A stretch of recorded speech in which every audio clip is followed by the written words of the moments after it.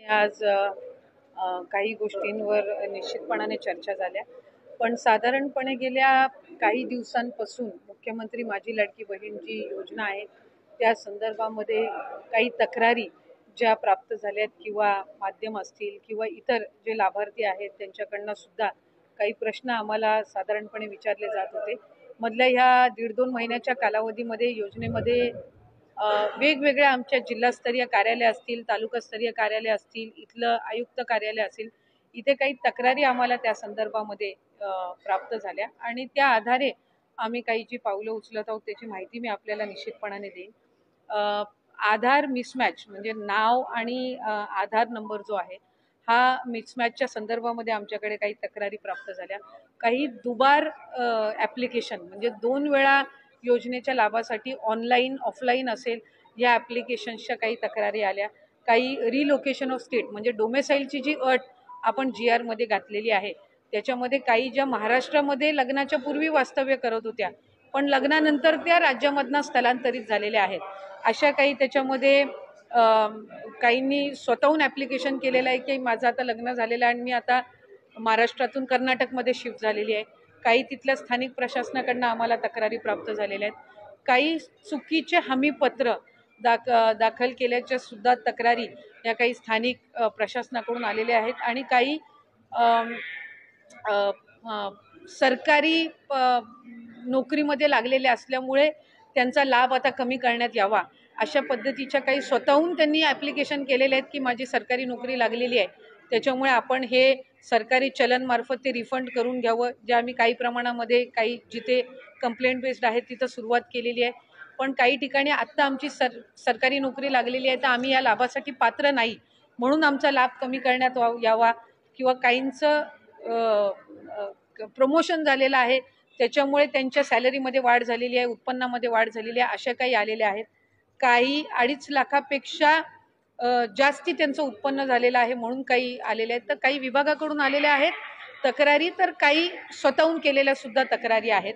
त्याच्यामध्ये साधारणपणे स्वतःहून केलेल्या तक्रारी आहेत किंवा विभागाकडनं आलेल्या आहेत याची आम्ही ज्या वेळेला साधारणपणे माहिती घेतली किंवा त्या संदर्भामध्ये ज्या वेळेला आम्ही विभाग म्हणून चर्चा केली आणि त्याच्यानंतर आम्ही मुख्यमंत्री दोन्ही उपमुख्यमंत्र्यांसोबत त्या संदर्भातली जी चर्चा आहे ती केल्यानंतर काही बाबी GR मध्ये जो शासन निर्णय आहे याच्यामध्ये कुठलाही बदल न करता त्याच जे निकष आहेत ते जे त्याच्यामध्ये आपण बाबी निश्चित केलेल्या आहेत त्यालाच अधीन राहून काही व्हेरिफिकेशनचा आम्ही एक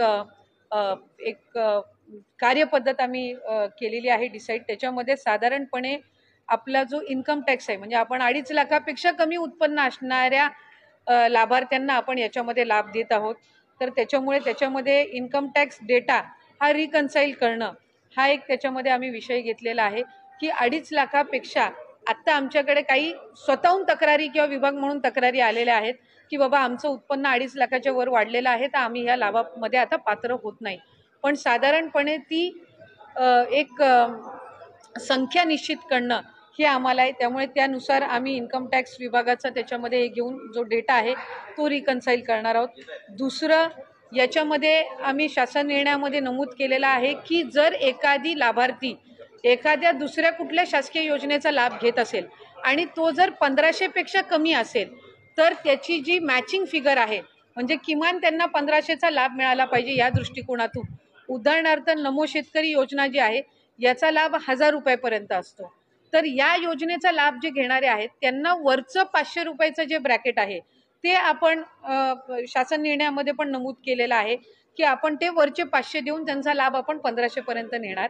त्यामुळे त्या दृष्टिकोनातून नमो शेतकरी स्कीमचे जे लाभार्थी आहेत ते आपण निश्चित करून आणखीन एकदा त्याची व्हेरिफिकेशन करून जे त्याच्यामध्ये लाभार्थी आहेत त्यांना हा जो वरचा लाभ आहे 500 पर्यंतचा हा आपण देण्याच्या दृष्टिकोनातून करत आहोत. त्याच्यामध्ये इतर ज्या काही योजना आहेत ज्या 1500 पेक्षा कमी लाभ देणाऱ्या आहेत आणि आपण त्याला 1500 पर्यंतचा लाभ मॅचिंग करणं आहे तर त्या दृष्टिकोनातून आम्ही एक स्क्रुटिनी एक ड्राईव्ह करत आहोत. ज्यांचे 4 चाकी वाहनं आहेत आणि तरीसुद्धा ते या ठिकाणी लाभ घेत आहेत त्यांचं आपण ट्रान्सपोर्ट विभाग जो आहे परिवहन विभाग जो आहे त्यांच्या मदतीनं आपण तो एक डेटा त्या ठिकाणी क्रॉस व्हेरीफाय करत आहोत. ज्यांचं नावाचं मिसमॅच झालेलं आहे, म्हणजे आधार कार्डवर नाव वेगळं आणि स्पेलिंग आणि त्यांचं बँकचं खातं जे आहे त्याच्यावर त्यांची स्पेलिंग ही वेगळी आहे, ती एक क्रॉस व्हेरिफिकेशन आपण करत आहोत.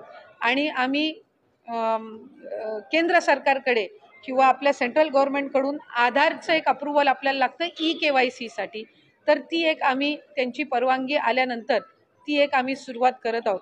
त्यामुळे या 5 बाबींवर आपण साधारणपणे जे आम्हाला कंप्लेंट आलेले आहेत, मग काही कंप्लेंट पालघरमधून आलेले आहेत, काही यवतमाळमधून आलेले आहेत, काही फलटण साताऱ्यामधून आलेले आहेत, काही वर्ध्यामधून आलेले आहेत. तर या ज्या साधारणपणे कंप्लेंट्स आलेल्या आहेत त्याच्या आधारे आपण या 5 बाबींवर चौकशी किंवा एक क्रॉस व्हेरिफिकेशन आपण सुरू करत आहोत. याच्यामध्ये कुठेही आपण जो शासन निर्णय मूळ काढला होता याच्या कुठलेही निकष किंवा त्याच्यामध्ये कुठलेही बदल आपण करत नाही आहोत. फक्त जे निकष आम्ही GR मध्ये ठेवलेले होते त्याला अनुसरून ज्या काही तक्रारी आलेल्या आहेत त्या 5 बाबींवर आपण लक्ष केंद्रित करून ही पुढची जी काही व्हेरिफिकेशनची पद्धत आहे ती आपण करत आहोत. असणार आहे या संदर्भामध्ये आम्ही आधी सुद्धा स्पष्टता दिलेली आहे की आपण साधारणपणे अधिकाधिक गरजू महिलांना हा लाभ मिळण्याच्या दृष्टिकोनातून ही योजना आणलेली आहे. महिला आर्थिकरित्या सक्षम झाल्या पाहिजेत या दृष्टिकोनातून ही आणलेली आहे. त्याच्यामुळे ज्या काही आता ज्या बाबी आम्ही नमूद केल्या या कंप्लेंट बेस्ड आहेत. या संदर्भातल्या कंप्लेंट्स या आम्हाला वेगवेगळ्या जिल्ह्यामधून प्राप्त झालेल्या आहेत. माझ्याकडे आता सुद्धा पालघरमधून आलेली असेल, धुळ्यातून आलेली असेल, डबल ॲप्लिकेशनची वर्ध्यामधून आलेली असेल, काही स्थानिक आमच्या अधिकाऱ्यांकडनं त्यांच्या निदर्शनास आलेले आहेत, काही स्वतःहून केलेले आहेत. म्हणजे एक लाभार्थी जे आहे त्यांनी आम्हाला स्वतःहून ॲप्लिकेशन केलेलं आहे की माझं आता लग्न झालेलं आहे आणि मी महाराष्ट्रातून कर्नाटकमध्ये स्थलांतरित झालेले आहे, त्यामुळे मी आपल्या या योजनेसाठी पात्र होणार नाही. एक आम्हाला जी आलेली आहे त्यांनी स्वतः दिलेला आहे की आधार कार्ड हे करत असताना मी चुकीचा नंबर त्याच्यामध्ये टाकला. ही ऑक्टोबर महिन्यातली तक्रार आहे. 1-2 तक्रारी आमच्याकडे अशा आलेल्या आहेत की मला आता सरकारी नोकरी लागलेली आहे, त्याच्यामुळे मी या योजनेसाठी पात्र आता होत नाही. त्यामुळे आपण ज्या काही बाबी करत आहोत ह्या कंप्लेंट बेस्ड आहेत. कुठेही सरसकट स्क्रुटिनी ही आपण करणार नाही आहोत, हे मला आपल्या माध्यमातून सर्व माता भगिनींना निश्चितपणाने सांगायचं आहे. ते आम्ही साधारणपणे आज मी आणताना या प्राथमिक स्वरूपात आणलेल्या आहेत, पण याच्यापैकी डबल ॲप्लिकेशनच्या, स्थलांतरित झालेल्याच्या, उत्पन्नाच्या याच्यामध्ये वाढ झालेल्याच्या साधारणपणे 80-90% तक्रारी त्या पद्धतीच्या आहेत, म्हणजे ज्या आलेल्या आहेत त्यापैकी.